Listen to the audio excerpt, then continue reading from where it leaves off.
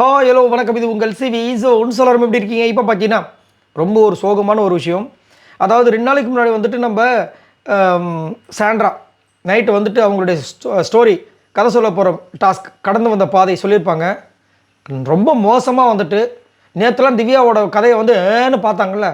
Sandra சொல்லும்போது எத்தனை பேர் வந்து தூங்கியிருப்பாங்க? விக்ரம்லாம் ஃபஸ்ட்டே தூங்கியிருப்பார். விக்ரம் தூங்கியிருப்பார், சபரி தூங்கியிருப்பாங்க, நிறைய பேர் தூங்கியிருப்பாங்க. அதுக்கப்புறம் வந்துட்டு அரோரா, ஆதிரி, சபரி எல்லாருமே காமெடி பண்ணி சிரிச்சிருப்பாங்க. இதெல்லாமே இந்த பொண்ணுக்கு தெரியுமான்னு யோசித்தேன். தெரிஞ்சிருக்கு. அதை சொல்லி ரொம்ப ஃபீல் பண்ணி உடஞ்சி அழுகுறாங்க பிரஜன் கிட்ட. எல்லோரும் என்ன அந்த ஸ்டோரி சொல்லும்போது எப்படிலாம் வந்து கலாச்சாங்க தெரியுமா, சிரிச்சாங்க தெரியுமான்ட்டு அப்படியே பார்க்கும்போது ரொம்ப கஷ்டமாக இருக்குது. அதை பார்க்கலாம். அதுக்கு முன்னாடி பார்க்குற எல்லோரும் நம்மளோட சேனலை சப்ஸ்கிரைப் பண்ணிட்டு பாருங்கள், லைக் பண்ணுங்கள், கமெண்ட் பண்ணுங்கள், ஷேர் பண்ணுங்கள். ஏன்னா நீங்கள் கொடுக்குற இந்த சப்போர்ட் தான் நம்ம சேனல் இன்னும் அடுத்தடுத்த நிலைமைக்கு போகும். நல்ல ஒரு ஆதரவு கொடுக்குறீங்க, ரொம்ப ரொம்ப நன்றி. அவங்க என்னென்ன ஆரம்பித்தாங்க அப்படின்னா, ஃபஸ்ட்டு வந்து சிரிச்சிட்டு தான் சொன்னாங்க.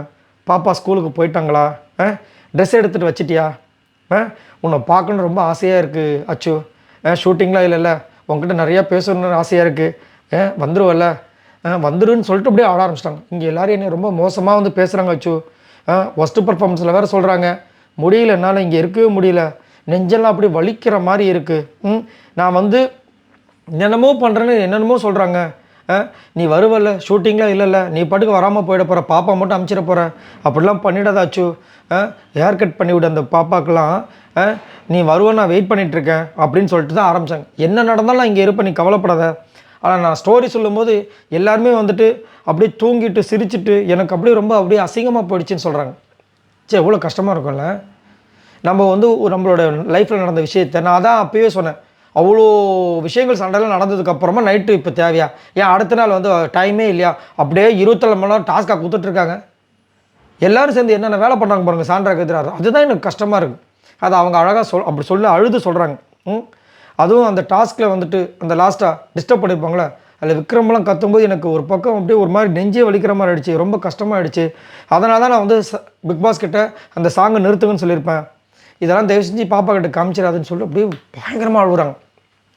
எப்பயுமே பார்த்தீங்கன்னா நம்ம ஒரு விஷயம், அதாவது நம்ம நார்மலாக ஒருத்தங்க பேசும்போதே வந்துட்டுல ஒருத்தங்க கேட்கலன்னா நம்மளுக்கு கஷ்டமாக இருக்கும். நம்ம பாட்டுக்கு வந்து மதித்து ஒரு விஷயத்த சொல்கிறோம், என்ன மனுஷன் மதிக்க கூட மாட்டானே, இவங்களாம் பேசவே கூடாதுன்னு நினைப்போம். இப்போ நம்மளுடைய லைஃப் ஸ்டோரி சொல்ல போகிறோம், அதுவும் லிவிங் ஏரியாவில் உட்காந்து மக்கள்லாம் பார்க்க போகிறாங்க, சரிங்களா? அப்படின்னும் போது அங்கே எவ்வளோ ரெஸ்பான்ஸ் இருக்கணும். அதுவும் பிக்பாஸ் சொன்னால் இதை பொண்ணும் அதை பொண்ணு சொல்கிற விக்ரம் எவ்வளோ ரெஸ்பான்ஸாக இருக்கணும். லிவிங் ஏரியாவில் வந்தவொடனே உட்காந்து தூங்கிட்டார். என்ன இது? அப்போது உங்களுக்கு மட்டும் ஒரு நியாயம், ஊருக்கு ஒரு நியாயம். நீங்கள் மட்டும் இருக்கும்போது இந்த மாதிரி யாரும் பண்ணுங்க, என்னங்க நீங்கள் பிக்பாஸுக்கு மரியாதை கொடுக்க மாட்டீங்களான்னு வாரு. ஆனால் இங்கே அந்த பொண்ணு பேசும்போது அந்த பொண்ணு அழுது பேசிகிட்டு இருக்கு. ஒரு பக்கம் ஒரு அங்கே சிரிக்கிறாங்க, அதுவும் கனிலாம் அப்படியே பார்த்துட்ருக்காங்க. ஐயோ அப்பா அந்த மாதிரி. அதுவும் முடிச்சதுக்கப்புறமா அவ்வளோ சிரிப்பு. இதே நீங்கள் வந்து கதை சொல்லும்போது யாரோ சிரித்தவங்களுக்குலாம் எப்படி இருக்கும், கஷ்டமாக இருக்கும்ல. அதே தானே மற்றவங்களுக்கும். ஏன் அதை வந்துட்டு சாண்ட்ரா விஷயத்தில் யோசிக்கவே மாட்டாங்கன்னு தெரியல. இப்போ அதை சொல்லி அவங்க ரொம்ப ஃபீல் பண்ணுறாங்க. அன்றைக்கி அவங்க வந்து மைண்ட் டிஸ்டர்ப் ஆகிருக்கு. ஆனால் வெளியே சொல்ல எதுக்கு திரும்ப அழுதுட்டு நம்மளை அசிங்கப்படுத்துவாங்கன்னு சொல்லிட்டு சொல்லாமல் இருக்காங்க போல. நான் அப்பயே நினச்சேன், இவங்க இப்போ சிரிக்கிறாங்க, இந்த விஷயங்கள் அவங்களுக்கு தெரிஞ்சு எவ்வளோ கஷ்டமாக இருக்குன்னு தெரிஞ்சிருக்கு. ரைட், இதை பற்றி உங்களோட கருத்துக்களை சொல்லுங்கள். ஏன் ஒரு சில பேர் இவ்வளோ மோசமாக இருக்காங்க, அடுத்தவங்களோட ஃபீலிங்ஸை கொஞ்சம் கூட புரிஞ்சிக்காமல் கமெண்ட்ஸ் பண்ணுங்கள். பாய் நண்பர்களே.